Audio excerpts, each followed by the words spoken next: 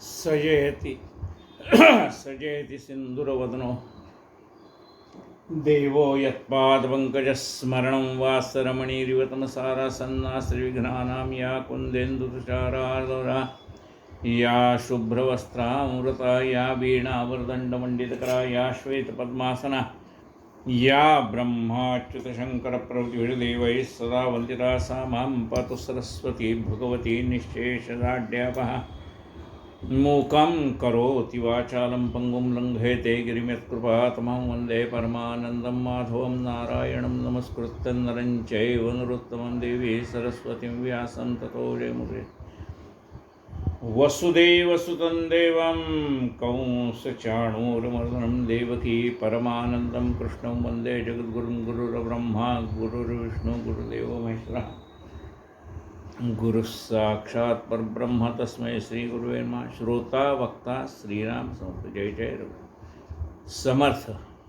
आज दिनांक 14 ऑगस्ट आपण चातुर्मासानिमित्त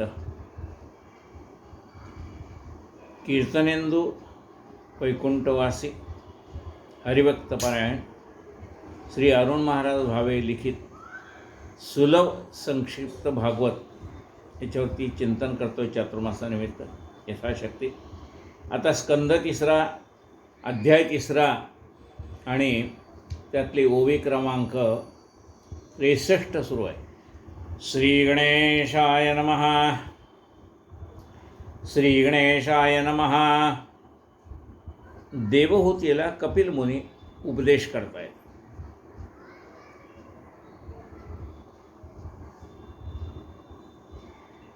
पूर्वीचे दोन ओव्या वाचतोय। वैराग्याने ज्ञानप्राप्ती, ज्ञानाने दृढभक्ती, भक्तीने स्वरूप प्राप्ती, सत्संगतीचा महिमा हा। वैराग्याने ज्ञान प्राप्त होते, ज्ञानाने दृढभक्ती अशी प्राप्त होते आणि भक्तीने माझ्या स्वस्वरूपाची प्राप्ती होते। हा सत्संगाचा महिमा आहे। ज्यांची माझ्यावर एकांत भक्ती ते काहीही नच्यापेक्षित ऐश्वर्य आणि महासिद्धी मी सोडून न लगेच मत्पाद सेवा घृत भक्त शुभक्रिया करती मदर्थ इतर मिळून या भागवत करती कथा कीर्तनासे। त्यांना मी अत्यंत प्रिय, मीची त्यांचा माय बाप माय, मीच त्यांचा आत्मा होय गुरु स्वजनाप्त सगळे। ज्ञान वैराग्ययुक्त भक्ती हाची भक्ती योगवाने निश्चिती, ही अत्यंतिक कल्याणाची मती माझी भक्ती महायोग। इथपर्यंत काल कथा भाग आला होता। श्री गणेशाय नमः।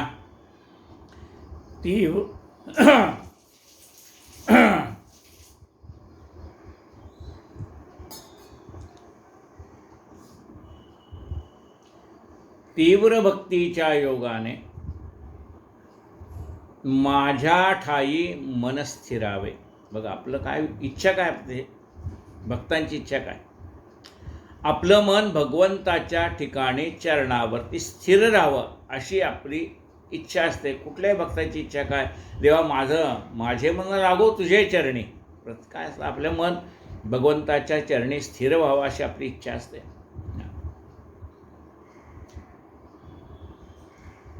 तीव्र भक्तीच्या योगाने आपलं मन भगवंताच्या चरणी स्थिर राहतं। तीव्र भक्ती योगाने माझ्या ठाई मन स्थिरावे, हा अंतिम कल्याणोत्कर्ष जाणे माते हा मार्ग शुद्ध। अंतिम कल्याणाचा अंतिम मार्ग काय? मुक्कामाला पोहोचलो हे कशानं ओळखायचं आहे? आता कोठे धावे मन तुझे चरण देखील या। अशी मनाची अवस्था झाली की आपण त्या मुक्कामाला पोहोचलोय म्हणून समजावं। काय म्हटलंय पहा,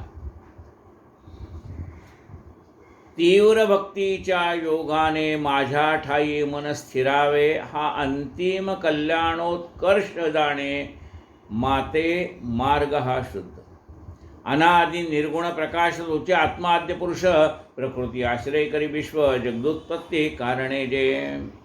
अनादि निर्गुण प्रकाश हा अनादि आहे, निर्गुण आहे आणि प्रकाशमय आहे, स्वयं ज्योती आत्मज्योती। कसं आहे? अनादि आणि निर्गुण आहे।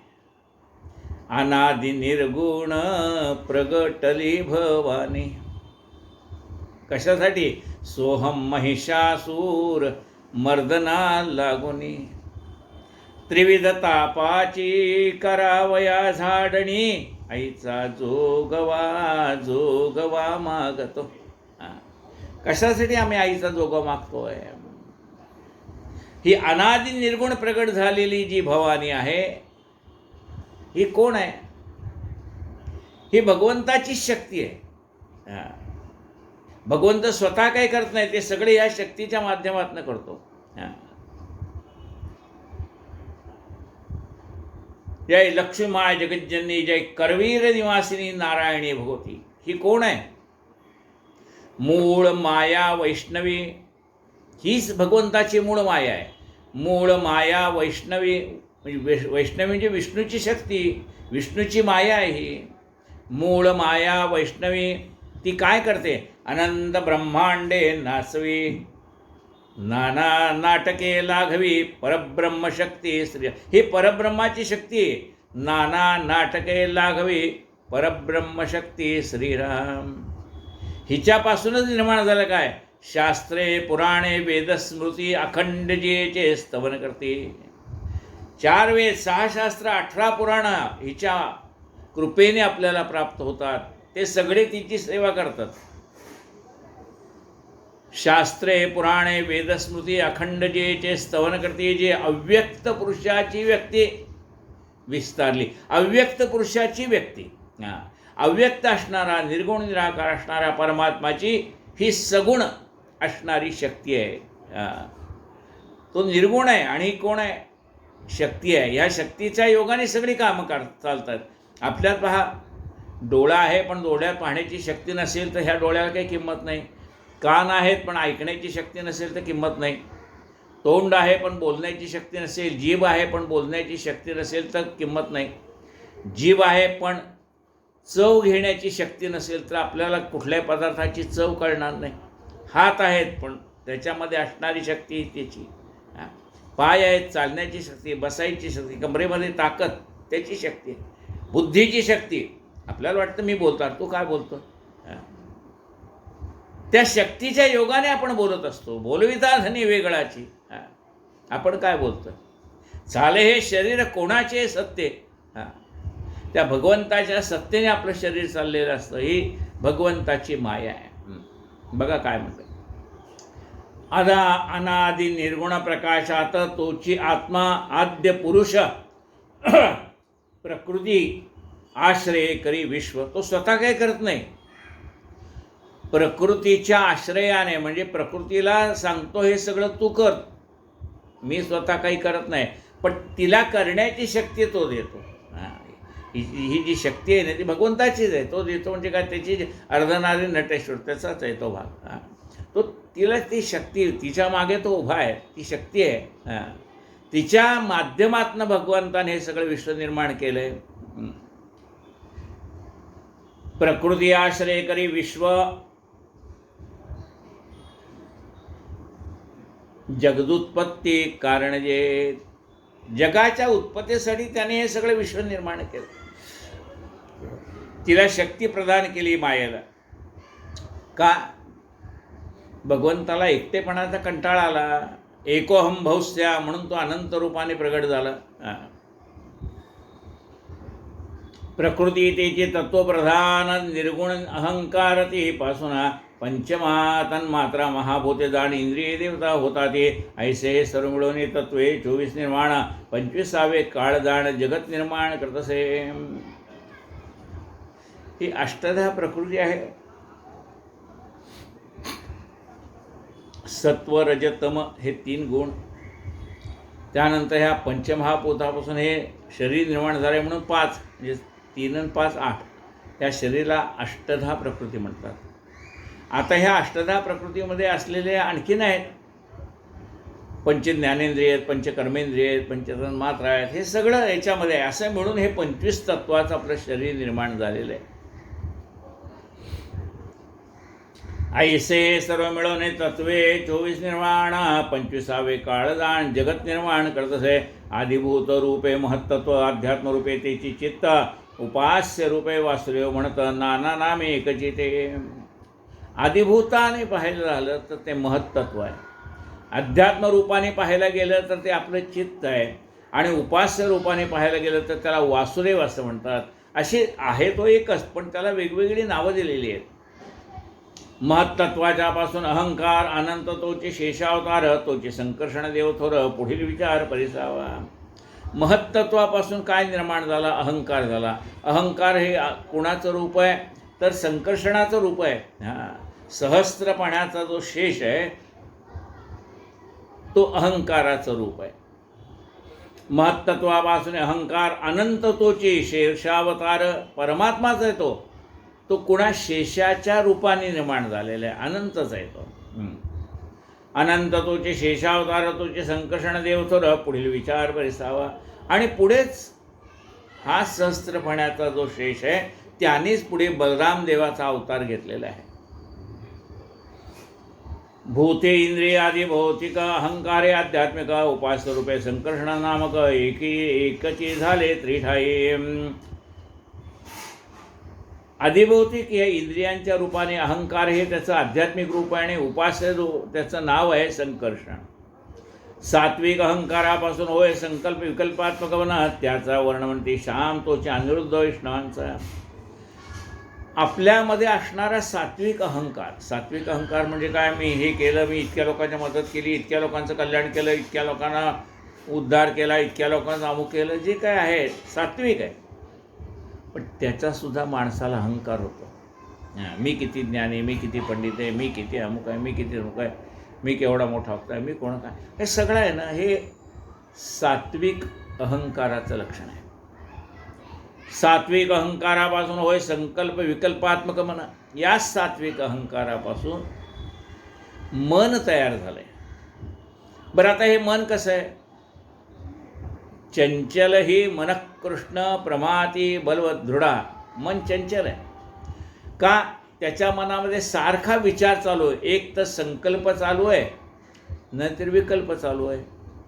त्याच्या मनामध्ये हे त्या मनामध्ये चालणारे हे विचार आहेत, म्हणूनच त्या मनाला असं म्हटलं आहे संकल्प विकल्पात्मक मन. म्हणजे सारखं मनामध्ये संकल्प तर चाललेला असतो, मी अमुक करीन, मी अमुक करीन, मी अमुक करीन. नाहीतर असं होईल का नाही, तसं होईल का नाही, तसं होईल का नाही. संकल्प आणि विकल्प असे हा मनाचा स्वभाव आहे, तो चंचल आहे. सात्विक अहंकारापासून होय संकल्प विकल्पात्मक, त्याचा वर्ण म्हणती श्याम तोचे अनिरुद्ध वैष्णवांचा. त्याचं वर्ण श्यामरूपी आहे, आणि त्यालाच अनिरुद्ध म्हणतात. तोचे अनिरुद्ध वैष्णवांचा. राजस अहंकार दे नटे बुद्धी तत्व तैच प्रगटे, त्या प्रद्युम्ना गोमटे अधिष्ठाता ब्रह्माचा. राजस अहंकार आहेत, तो ब्रह्मदेवाचं स्वरूप आहे, त्याची बुद्धी हे तत्व आहे, आणि त्याला प्रद्युम्न असं नाव आहे, त्याचा अधिष्ठाता ब्रह्म आहे. या पासा उत्पत्ती क्रमे सांगितले भवतारिती, विषय ऐकला आहे तर श्रुतीत द्विरुक्ती करणे कसे. या राजस अहंकारा, या राजस तत्वामुळेच आपल्याला प्रजोत्पत्ती करावी असे वाटते. तो ब्रह्मदेवाचाच तो अंश असल्यामुळे तो प्रजोत्पत्ती करावी वाटते, नाना प्रकारचा ऐश्वर्य भोगा वाटतं. हे सगळं त्याचं रूप आहे. या पासा उत्पत्ती क्रमे सांगितली भवतारिती, विषय ऐकला आहे श्रुती द्विरुक्ती करणे कसे. सूर्य प्रतिबिंब पडे जळात पाणी, हलविल्या हलभासदा, तैसा जीव प्रकृतीगत अलिप्ता सोनी लिप्त दिसे. ज्याप्रमाणे सूर्याचं प्रतिबिंब पाण्यामध्ये पडल्यानंतर ते पाणी हलायला लागल्यानंतर आपल्याला वाटतं सूर्य हलतोय. सूर्य हलतोय का? सूर्य हलत नाही, तो तसाच आहे. तसा ह्या प्रकृतीमध्ये जीव आहे. सूर्य प्रतिबिंबडे जळात पाणी हलविले हलले भासता, तैसा जीव प्रकृतीगत अलिप्त असो आणि लिप्त दिसे. तसा हा जीव अलिप्त असून सुद्धा या प्रकृतीशी लिप्त असल्यासारखा भासतो. आपले ओळखी विसरून आपणा देहकार्यमाने, जीव भोगी नाना योनी, सुखी दुःखी सोय होय. हा जीव जो आहे ना, तो आपल्या मूळ स्वरूपाला विसरला आहे, आणि मूळ स्वरूपाला विसरल्यामुळे त्याला सुख आणि दुःख प्राप्त होतं. मागे आपण एक कथा ऐकलेली. काय कथा आहे ती? काय गोष्ट आहे ती? ती रूपकात्मक कथा आहे.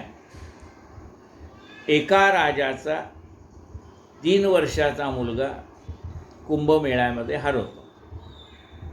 खूप शोधला तरी मिळत नाही. राजा दुःखी होतो, प्रधान दुःखी होतो. पुन्हा काय आहे, माणसाला आशा आहे. मनुष्य जगतो कशावर हो? आशेवरच जगतो ना. त्याला आशा आहे, चला म्हणे आत्ता नाही मिळालं तर पुढच्या आपल्याला कुंभमेळ्यात भेटेल, म्हणून 12 वर्षांनी पुन्हा कुंभमेळा येतो.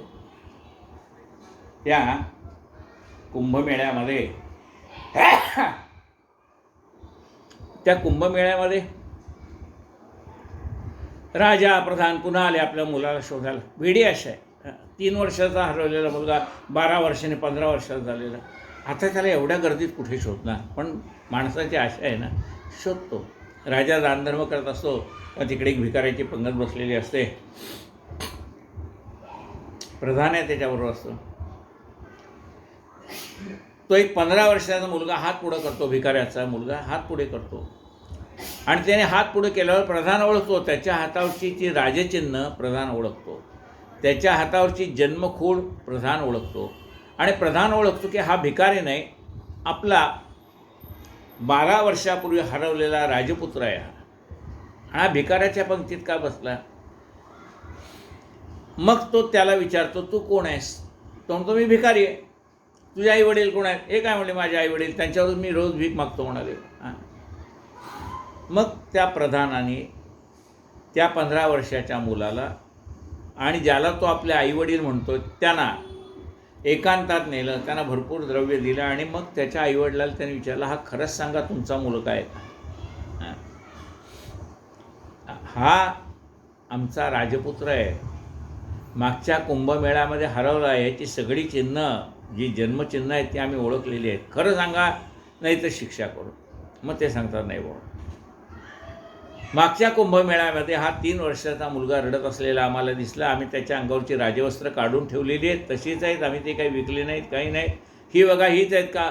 राजाही ओळखतो, ही आपल्या मुलाची वस्त्र आहेत, ते ओळखतो. त्या मुलालाही तो सांगतो, अरे बाबा, तू ह्या भिकाऱ्यांचा मुलगा नाहीस, आमचा मुलगा आहेस.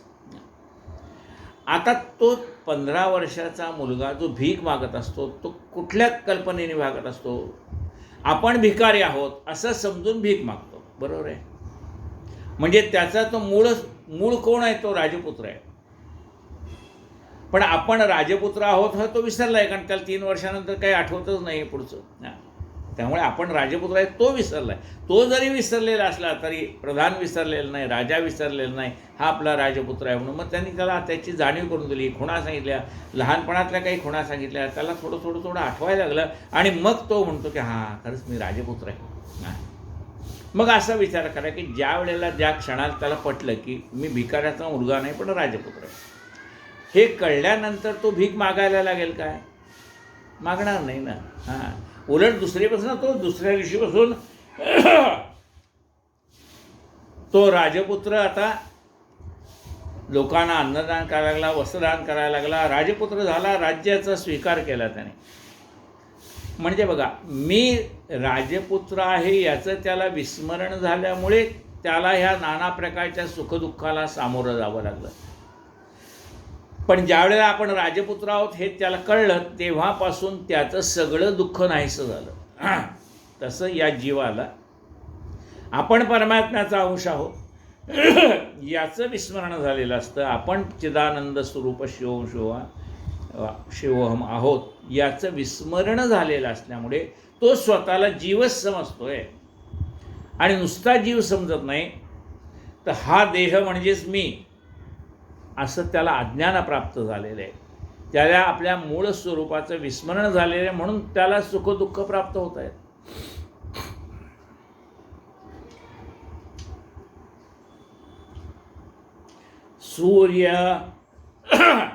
सूर्य प्रतिबिंब पडे जळात पाण्या हलविल्या हलवा हलते भासत तैसा जीव प्रकृतीगत अलिप्ता सोनी लिप्त दिसे. आपले ओळखी विसरून आपणा देहाकार्य माने जीव भोगी नाना योने सुखदुःखी सोय होय. गुण तव हे प्रकृतीचे मज ठाई भासती नसती साचे मनी ठसावे ऐसे ज्याचे तोची ओळखे आपणासी. हे प्रकृतीचे गुण आहेत. सात्विक राजस तामस ही आपली प्रकृती आहे, म्हणजे स्वभाव आहे. जसं आपल्या शरीरामध्ये सत्वगुणाचं प्रमाण जास्त असेल तर सात्विक कर्म होतील, राजसिक असेल तर राजसिक होईल, तामसिक असेल तर तामसिक कर्म होतील. त्यजू पाहसे युद्ध परी हे प्रकृती घडविलं तुझकडून. हां, भगवंत अर्जुनाला म्हणतात, तू जरी म्हणलास मी युद्ध करणार नाही, पण तुझी प्रकृती, तुझा स्वभाव तुला युद्ध केल्याशिवाय स्वस्थ बसू देणार नाही, असा हा प्रकृती आहे. सत्वगुणाचे तर मग ही प्रकृती आहे आपली.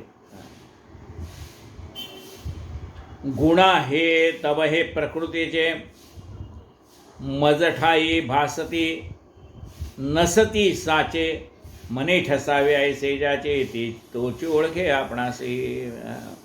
त्या मला जे काही कर्म चांगली वाईट काही करतात ती माझ्या प्रकृती स्वभावाने माझ्या हातून घडतात, पण मी त्यातला नाही, गुंतलेला नाही.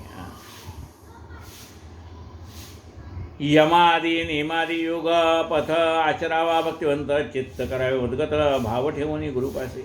आता एवढं सगळं कळलं म्हणजे लगेच तो ज्ञानी झाला अशातला भाग नाही आहे. ते कळलं तरी त्याप्रमाणे आपलं आचरण झालं पाहिजे. काय म्हणताय पुढे पहा, यम नियमादी योगपथ. मग त्याच्यासाठी आपल्या मनावर विजय मिळवावा लागतो, यमनियमाचे साजरा करावे लागते. सर्वाठाई मीच देव. हां, सर्वाठाई भरलेला आहे ना, तो मीच आहे. हां, आता आपणच सर्वत्र भरलेलं आहे, कारण आपण काय आता जीव नाही, आपण कोण आहे? चिदानंद रूप शिवोम शिव. असं जर तुला त्याची आत्मप्रचिती यायची असेल तर तू सर्वाठाई आहेस हे तुला जाणवलं पाहिजे का नाही? आता सर्वाठाई कसं जाणवणार? आपण सर्वत्र आहोत, त्याच्यातला परमात्मा आणि माझ्यातला परमात्मा वेगळा नाही. हे कसं जाणवेल? आपणास चिमोटा घेतला तेने जीव कासावीस झाला, आपणावरून दुसऱ्याला जाणीत जावे. आपल्याला चिमटा घेतला तर आपल्याला वेदना होतात ना, तसं दुसऱ्याला चिमटा घेतला तर त्याला पण वेदना होणार आहे. आपल्याला जसं सुखदुःख आहे तसं समोरच्याला पण आहेत, आपल्याला जसे प्रश्न आहेत तसे समोरच्याला प्रश्न आहेत. हे जाणलं पाहिजे आपण. सर्वाभूती समभाव सर्वाठाई मीच देवा, सर्व ठिकाणी मीच आहे असा भाव आपल्या मनात निर्माण झाला पाहिजे. तो परमात्मा जसा तो माझ्या देहात आहे ना, हा माझा देह जसा तो चालवतो तसा समोरच्याचा देह तोच चालवतो, त्याच्यामध्ये सुद्धा तोच आहे. म्हणून काय म्हटलंय, जे जे भेटे भूत ते ते मानिजे भगवंत. सर्वाभूती समभाव सर्वाठाई मीच देवा, मन नामाचे दृढ नाव बैसोनी पार पाहिजे. सर्वाठाई मीच आहे, सर्व ठिकाणी माझंच चिंतन कर. ज्या ज्या ठिकाणी मन जाय माझे त्या त्या, ज्या ज्या स्थळी हे मन जाय माझे त्या त्या स्थळी हे निजरूप तुझे, मी ठेवितो मस्तक ज्या ठिकाणी तेथे तुझे सद्गुरू पाहिजे. हा भाव आपल्या मनामध्ये निर्माण झाला पाहिजे. यम नियमादी योगपदा आचरावा भक्तिपंथ, चित्त करावे मदगत भाव ठेवून गुरुपायी. आपलं चित्त भगवंताच्या चरणी असावं, भाव गुरुचरणी असावा. सर्वाभूती समभाव सर्वाठाई मीच रेव, मन नामाचे दृढ नाव बैसोन पार पाहिजे. असावे यदृच्छा संतुष्ट. कसं असावं माणसाने? यदृच्छा लाभ संतुष्ट. जे काही आपल्याला मिळेल त्यात समाधान मानावं, अधिक मिळवण्यासाठी प्रयत्न करावेत, पण नाही मिळालं तर त्याच्यात दुःख मानू नये. यदृच्छा लाभ संतुष्ट. जे मिळालं त्याच आनंद. काय होतं पुष्कळ वेळा आपल्याला जे मिळालं आहे त्याचा आनंद घ्यायला आपल्याकडे वेळ नसतो. म्हणजे आपल्याला कुणी 80 रुपये दिले आणि शेजारच्या माणसाला 100 रुपये दिले तर आपल्याला 20 रुपये कमी दिले याचं दुःख आपल्याला होतं. काय दुःख होतं? बघा, मला त्याने 80 रुपये दिले, ह्याला मात्र 100 रुपये दिले. म्हणजे आपल्याला त्या समोरच्या माणसाने काहीही कारण नसताना 80 रुपये दिलेत. काय त्याला वाटलं भाऊ द्यावे म्हणून दिले, त्याला वाटलं ह्याला 100 रुपये द्यावेत दिले, त्याला वाटेल कोणाला 500 रुपये द्यावेत देईल तो. बरोबर आहे. हे त्याने त्याच्या मनातल्या प्रसन्नतेने तुम्हाला दिलेले आहेत. बरोबर आहे की नाही? काही तुमचं काय त्याच्याकडे येणं नव्हतं, घेणं नव्हतं, पण त्याने दिलेत तुम्हाला. तो दयाळू मनुष्य आहे, त्याने तुम्हाला दिले. 2-4 जण बसले ते प्रत्येकाला काही काही कमी जास्ती दिले, त्याला जसं वाटलं तसे दिले. थोडक्यात म्हणजे भगवंताने त्याला ज्याला जेवढं द्यायची बुद्धी दिली तेवढं दिले. कुणाला त्याने भगवंताने त्याला प्रेरणा दिली असेल, ह्या माणसाला 80 रुपये दे. भगवंतांनी त्याला प्रेरणा दिली असेल, ह्याला 100 रुपये दे. भगवंतांनी त्याला प्रेरणा दिली असेल, ह्या माणसाला 500 रुपये दे. तो काय भगवंत जसा प्रेरणा देत तसं तो देत चालला आहे. आता ह्या माणसाचं काय झालं माहिती आहे का, या माणसाला त्या समोरच्या दयाळू माणसाकडून काही येणं घेणं काही नव्हतं, पण तरी तो जर त्याने दिले त्यात समाधान मानायला पाहिजे की नाही. 80 रुपये मिळालेत याचं समाधान पाहिजे की नाही. पण त्याला 80 रुपयाचं समाधान होत नाही. का होत नाही, त्या शेजारच्या माणसाला यांनी 100 रुपये दिलेत, यांनी मला 20 रुपये कमी दिले, याचं दुःख आहे. म्हणजे 80 रुपये मिळाल्याचा आनंद नाही आहे, आपल्याला 20 रुपये कमी मिळाले याचं दुःख आहे. हा तुझ्या कष्टाचे असते बाबा, दोघांनी कष्ट केलेत आणि दोघांना 100 रुपये मानधन आहे आणि मग त्यांनी तुला 80 दिले असते आणि ह्याला 100 दिले असते तर तुझं बरोबर होतं. हां, कष्टाचे दोघांचे कष्ट सारखे आहेत, दोघांना सारखं मिळालं पाहिजे एवढं ठीक होतं. पण त्यांनी कुणाला किती द्यायचा हा त्याचा विचार आहे ना. हां, मग त्याने तुला जे 80 रुपये दिलेले आहेत त्या 80 रुपयाचा आनंद घ्यायचा सोडला आणि या माणसापेक्षा मला 20 रुपये कमी दिलेत याचं दुःख तू बाळगतोयस. असं करू नकोस. मग काय कर, यदृच्छा लाभ संतुष्ट असावे. यदृच्छा लाभ संतुष्ट, शरण शांत दांत मैत्र. कसा असावा, शरणागती असावी. कुणाच्याबद्दल, भगवंताबद्दल.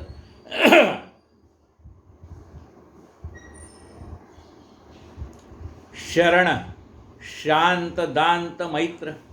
आपलं मन शांत असावं, दयाशील असावं, सर्वाभूषी सर्व प्राणिमात्राविषयी आपल्या मनामध्ये प्रेम असावं. जिकडे जातो तिकडे माझे भावंडे आहेत असा भाव आपल्या मनामध्ये. आप आणि परका हा विचार आपल्यामध्ये नको. सगळेच आपले. आपलं कसं असतं माहिती आहे का, नाही हे आमचे सख्य नातेवाईक, हे आमचे चुलत नातेवाईक, हे आमचे आत्ते, हे मावस, हे तसं आपल्या मनात असा विकल्प. पूर्वीच्या काळी असं नव्हतं. मग तो सख्खा असो, चुलत असो, मावस असो, आत्ते भाऊ असो, तो म्हणतो हा माझा भाऊ आहे. पूर्वी आपण असं सांगत होतो का, हा माझा आत्ते भाऊ आहे, हा माझा मावस भाऊ आहे, हा माझा अमुक आहे. नाही, तो माझा भाऊ आहे एवढंच सांगायचं. आता आपण लगेच त्याची फोड करतो, हा माझा अमुक आहे, तो त्याचा अरे माझा भाऊ आहे, संपला विषय ना.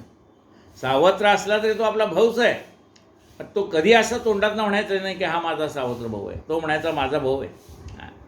म्हणजे माणसाची त्यावेळेला मनाची प्रगल्भता होते, सगळे आपलेच आहे ते भाव होता. आता माणसाचं मन संकुचित झालेलं आहे. त्याला विचारलं तुझं घर केवढं, मी माझी बायको माझी मुलं, संपलं त्याचं. इतकं संकुचित झालं. शरण शांत दांत मैत्र. अरे आपल्या मनामध्ये सर्वाविषयी प्रेमभाव असावा. शांत दांत मैत्र व्हावे हरिगुरु कृपा पात्र. असं तुम्ही वागलात तर काय होतं, हरी गुरु कृपा पात्र. हरी गुरु कृपा पात्र. मग तुम्ही पात्र होता कशाला, हरिकृपेला आणि गुरुकृपेला. लक्षात घ्या. आपल्याला वाटतं ना आपल्यावर हरीची कृपा असावी, म्हणजे भगवंताची कृपा असावी. आपल्याला वाटतं ना आपल्यावरती गुरुची कृपा असावी. मग त्याला पात्र पाहिजे का नाही, त्याला पात्र व्हायचं असेल ते एवढे आपल्याजवळ पाहिजे का नाही. बघा काय म्हणतंय, असावे यदृच्छा लाभ संतुष्ट. हे आहे का. दुसरं, शरणागत भाव आहे का.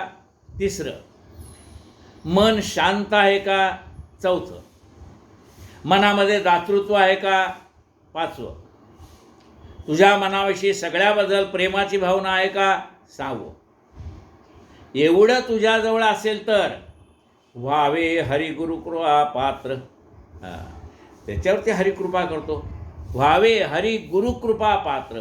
आपल्यावरती भगवंताने, म्हणजे बघा आपल्याला देव आवडतो यात काहीच नवल नाही हो. सगळ्यालाच देव आवडतो. कुणाला आवडत नाही देव, सगळ्यालाच आवडतो. आपल्याला देव आवडतोय, पण देवाला आपण आवडतो का याचा विचार करायला पाहिजे. आपल्याला गुरु आवडतो, पण गुरुला आपण आवडतो का विचार करायला पाहिजे. तो मज आठवितो गुरुराया, तो मज आठवितो. आपल्याला आठवतोय तो गुरुराया, पण गुरुला कधी आपली आठवण येते का. मग गुरुनी सुद्धा आपल्याला विसरू नये, गुरुनी सुद्धा आपली आठवण काढावी, असं आपल्या हातनं कर्म पाहिजे ना. गुरुने आपल्यावर कृपा करावी, त्याला आपण पात्र व्हायला पाहिजे. लक्षात घ्या. असावे यदृच्छालाभ संतुष्ट शरण शांत दांत मैत्र व्हावे हरिगुरु कृपा पात्र. काळ सारावा भक्तीने. आपल्याला काळ म्हणजे जेवढा आयुष्यातला वेळ मिळाला आहे ना, तो भक्ती मार्गामध्ये घालवावा. हरिभजना विण काळ घालवू नको रे. हा जो काळ तुला मिळालेला आहे, काळ म्हणजे जो काही आता तुला अनुकूल काळ आहे, कशाला? भगवंताच्या नामस्मरणाला. अरे सगळी विस्मृती झाल्यावर कधी देवाचं नाव आठवेल तुला? जोपर्यंत स्मरणशक्ती तोपर्यंत देवाचं नाव घ्यायला पाहिजे. जोपर्यंत हातपाय चालतायत तोपर्यंत भगवंताचं कथेला जायला पाहिजे, कीर्तनाला पाहिजे, देवळात जायला पाहिजे, कुणाच्या मदतीला जायला पाहिजे. हातपाय चालतायत तोपर्यंत, नाही तर अंथरुणावर पडावं लागेल.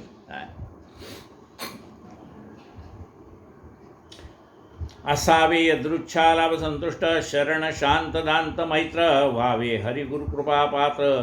काळ सारावा भक्तीने. सूर्याचा कवडसा भिंतीवर पडे तेणे सूर्याचे ज्ञान घडे. तैसे भूत इंद्रिय मन अहंकारे जाणणे प्रतिबिंब चैतन्याचे. ज्याप्रमाणे आता घरातले सगळे दरवाजे बंद होते रात्री आणि बाहेर सूर्य उगवणारच ना. त्याचं काम आहे रोज सकाळी उगवणं. हा जरी दरवाजे बंद करून बसला ना तरी तो काय उगवायचं तर आम्हाला आहे का? याचं घराचं दार कधी उघडतंय मग मी आत जातो, असं नाही आहे. त्याच्या त्या दरवाजाला एक बारीक अशी फट होती आणि त्या दरवाजाच्या बारीक फटीतनं सूर्याचा प्रकाश आत आला आणि समोरच्या भिंतीवर पडला.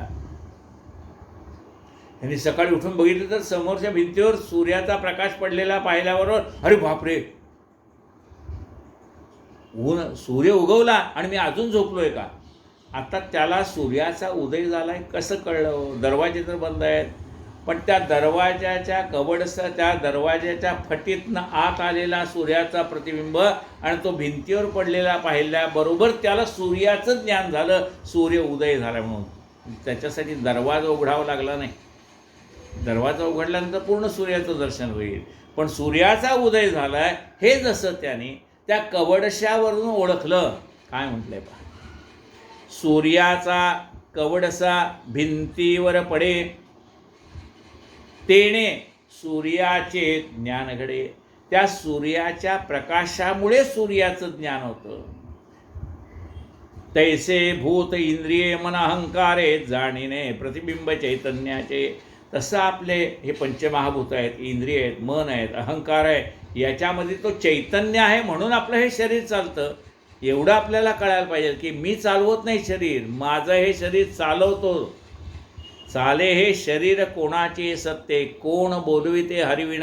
आपण बोलतो म्हणतोय पण भगवंताची शक्ती आपल्याकडं, म्हणजे ते आतमध्ये असणारं चैतन्य आहे.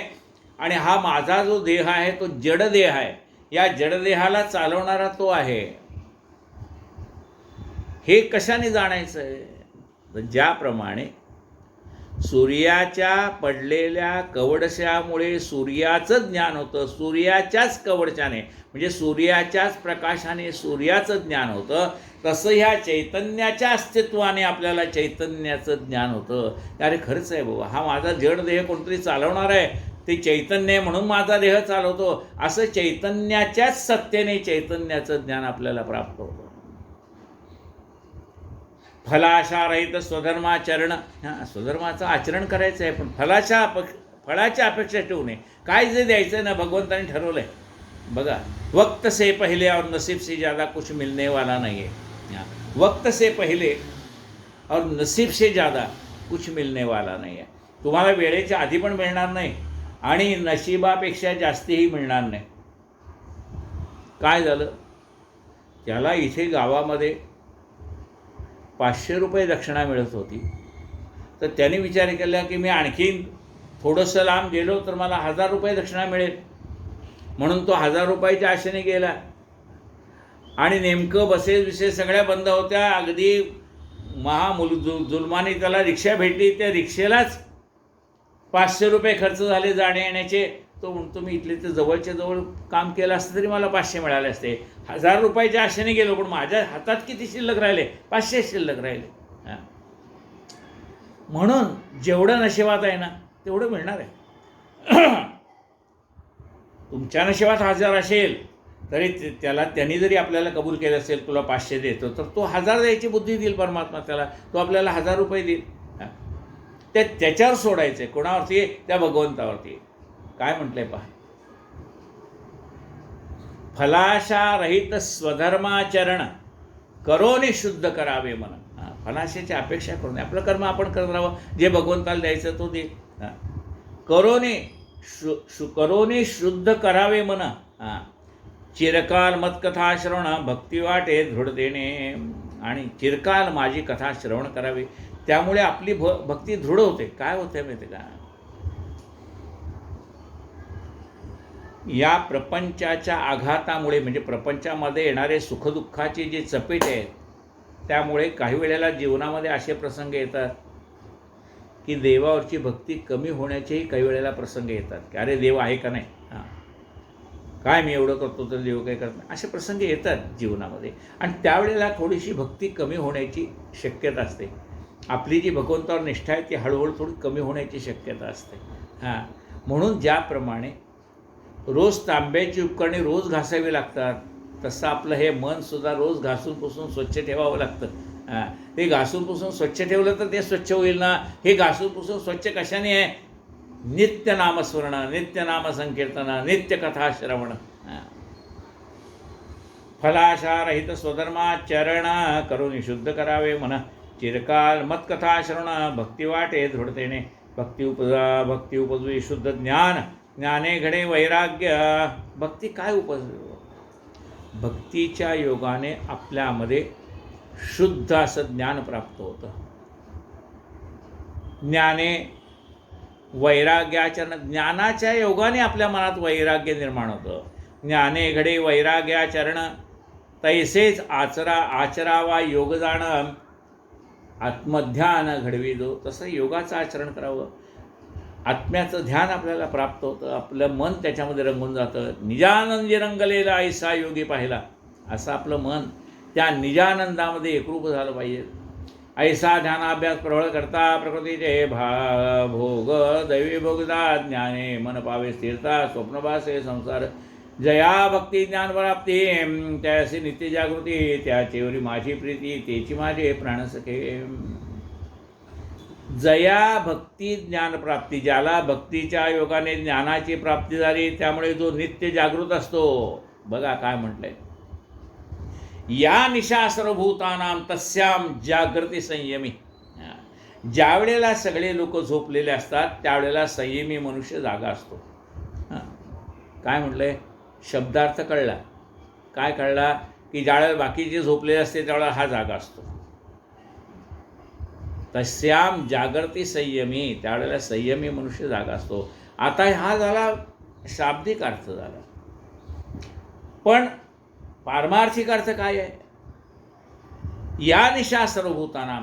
सगळे लोक आत्महितासाठी झोपलेले असताना हा जागृत मनुष्य आपल्या आत्महितासाठी जागा असतो की माझं कल्याण कसं होईल.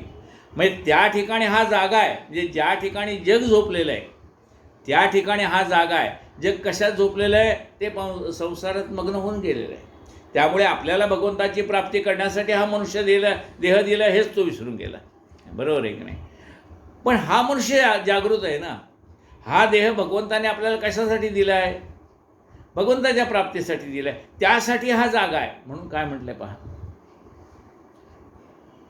जया भक्ती ज्ञानप्राप्ती त्याचे नित्य जागृती. त्याचे वरी माझी प्रीती. त्याची माझे प्राण. असा जो असे आत्महिता जागता धन्य त्याची माता पिता म्हटले. आपल्या आत्महितासाठी जो जागा आहे त्याचे आई वडील धन्य आहेत म्हणलेले आहे. आपुल्या हिताशी जो असे जागता धन्य माता पिता तयाची. आपुल्या हिताशी जो असे जागता धन्य माता पिता तयाची. म्हणजे जो आपल्या आत्मकल्याणाच्या हितासाठी जागा आहे त्याचे आईवडील धन्य आहेत. जया भक्ती ज्ञानप्राप्ती त्याचे नित्यजागृती त्याचे माझे त्याचेवरी माझी प्रीती ते माझे भगवंत ते माझे प्राणसखे मोक्षप्राप्तीच्या मार्गात अष्टमहासिद्धी विघ्न येतं त्या सिजून होय वश तोची तरील भवसिंगू. या मोक्षप्राप्तीच्या मार्गामध्ये अष्टसिद्धी आपोआप प्राप्त होत असतात, पण खरा भक्त त्याच्याकडे लक्ष देत नाही. मोक्षप्राप्तीच्या मार्गात अष्टमहासिद्धी विघ्न येतं त्यासी जो न होय वश तोची तरेल भवसिंधू. इंद्रिया विषयापासून काढणे आत्मस्वरूपाकडे वळवणे त्याचे मी योग म्हणे जाणनिश्चय देव होती. इंद्रियापासून ह्या विषयाला म्हणजे इंद्रियाचा स्वभाव काय विषय आहे, हां, त्याच्यापासून मनाला मागे घेणे म्हणजे डोळ्याचा विषय काय पाहणे वाटेल ते पाहतोय, कानाचा विषय ऐकणे वाटेल ते ऐकतोय, तोंडाचा बोलणे विषय बोलणे, जिभेचा विषय बोलणे वाटेल ते बोलतोय, जिभेचा विषय काही नाना प्रकारचा आस्वाद हे वाटेल ते खातोय, पायाचा विषय चालणे वाटेल तिथे जातोय, हाताचा विषय काम करणे इथं चोऱ्या माऱ्या लांड्या लवाड्या करतोय. मग हे जे इंद्रियाचं भलत्या ठिकाणी जाणं आहे ना, त्या विषयाकडे जे जातं हे मन म्हणजे कुठल्या भलत्या विषयाकडे, त्यातून त्याला चांगल्या विषयाकडे आणायचं आहे. मन भरकटलेलं आहे, वाटेल त्या विषयाकडे चाललेलं आहे, ते आपल्याला नेऊन नरकात टाकणार आहे. मग त्याच्यापासून त्याला वळवायचं आहे. म्हणून म्हणले नाथा घरची उलटी कोण. आता त्याला तिथनं काढायचं आणि पुन्हा आत्मस्वरूपाकडे वळवायचं आहे. म्हणून त्याला सांगायचं अरे बाबा डोळ्या तुला पाहायचीच इच्छा आहे ना, तू म्हणले मला सारखं सौंदर्य पाहावं असं वाटतं. हां, ते म्हणले बाकीच्याचं सौंदर्य 60 वर्षांनी म्हातारे होऊन जाणार. म्हणले कशाला तिकडे पाहत बसतो, अरे माझं सौंदर्य बघ युगानुगे तसाच आहे. हां, सुंदर ते ध्यान उभे विटेवर 28 सुंदर ते ध्यान. त्याला काही हे आहे का, वृद्धाप्य काळाची झळा आहे का त्याला, काही नाही. डोळे तुम्ही घ्या रे सुख पहा विठोबाचे मुख, तुम्ही ऐका रे कान माझ्या विठोबाचे गुण, मना तेथे धाव घेई राही विठ्ठलाचे पाय. मग त्या विषयाला म्हणजे त्या मनाला ह्या सगळ्या भलत्याच विषयात गुंतलेलं मन आहे, त्याला काढून पुन्हा भगवंताच्या चरणाकडे. म्हणून त्याला नाथाघरची उलटी म्हणाय. त्याला म्हणलं आता इकडे वळ, आत्तापर्यंत तू बाह्य गोष्टीत गुंतून राहिला होतास ना, आता अंतर्दृष्टी कर, आपल्याकडे पहा. आतमध्ये बसलाय तो परमात्मा, त्याच्याकडे पहा.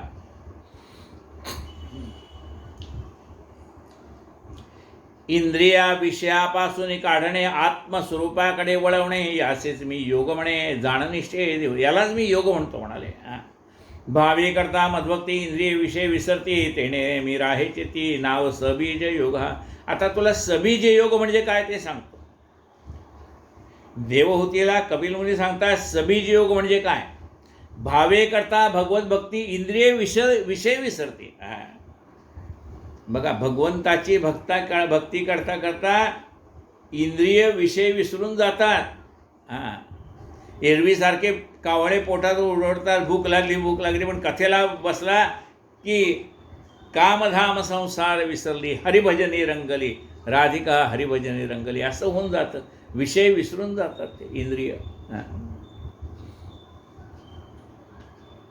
केवळ तत्वज्ञाने आत्मरूपा मज जाणे त्या मी निर्बीज योग म्हणणे सकळ हे तुझ कथलेसे.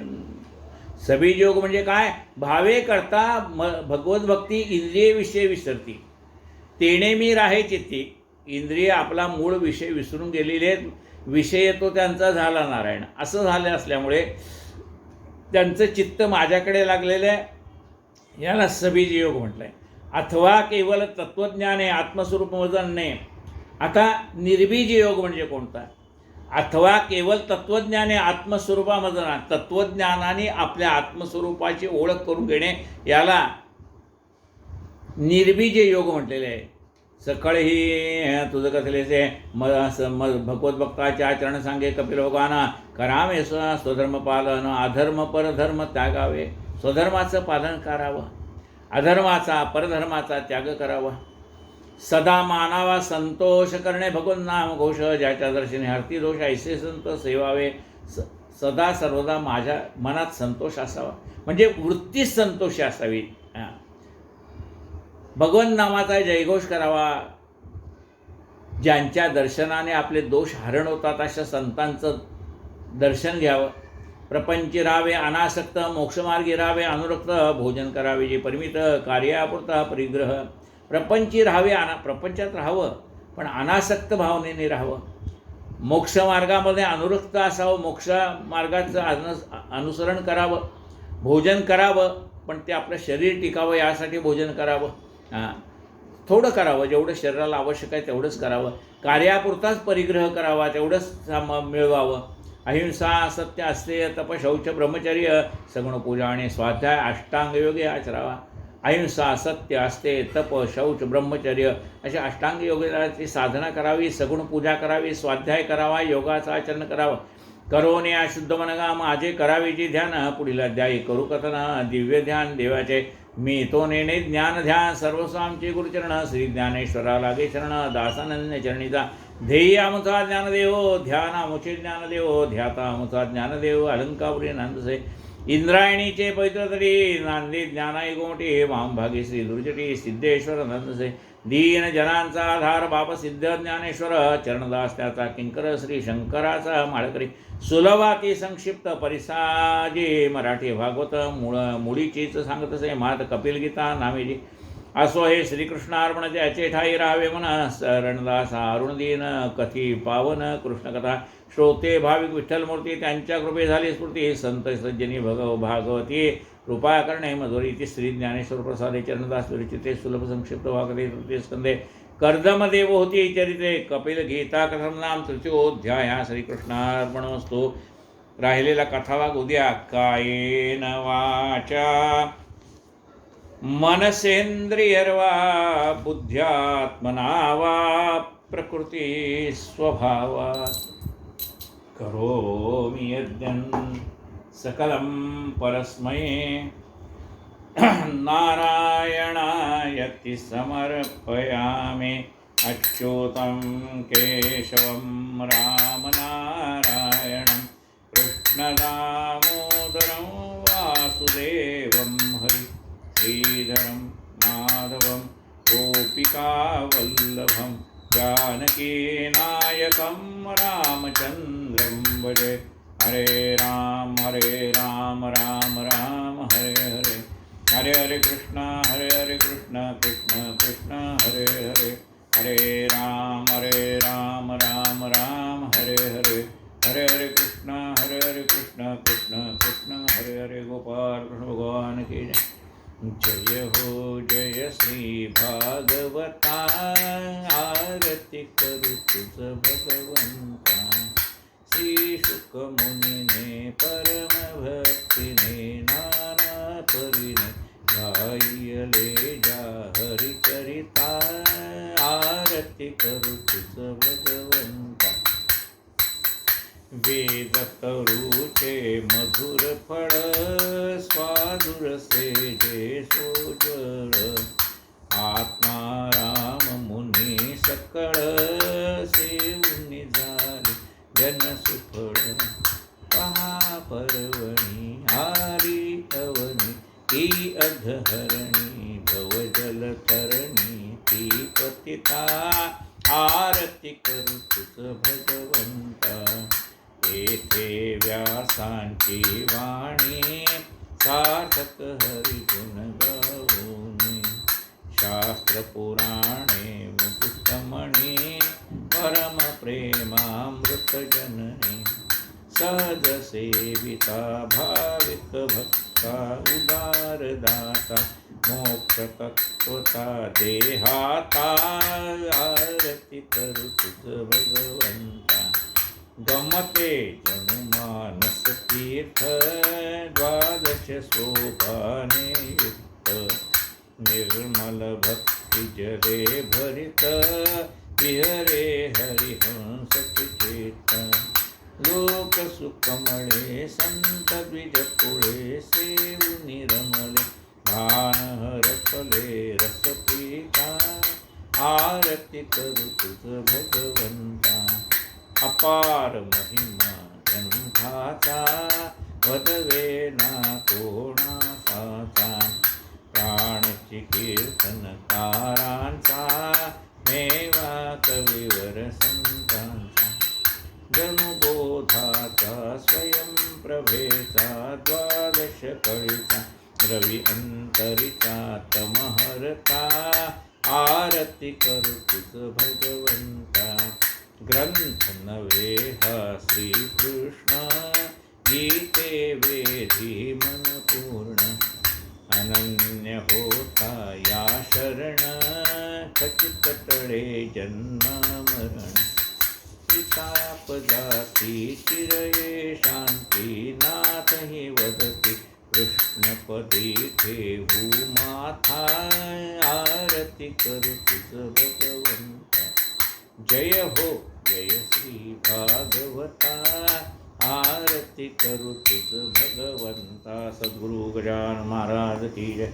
पुंडलिक वरदा हरी विठ्ठल श्री ज्ञानदेव तुकाराम पंढरीनाथ भगवान की जय. माऊली ज्ञानेश्वर महाराज की जय. जगद्गुरु संत तुकाराम महाराज की जय. जय जय रघुवीर समर्थ.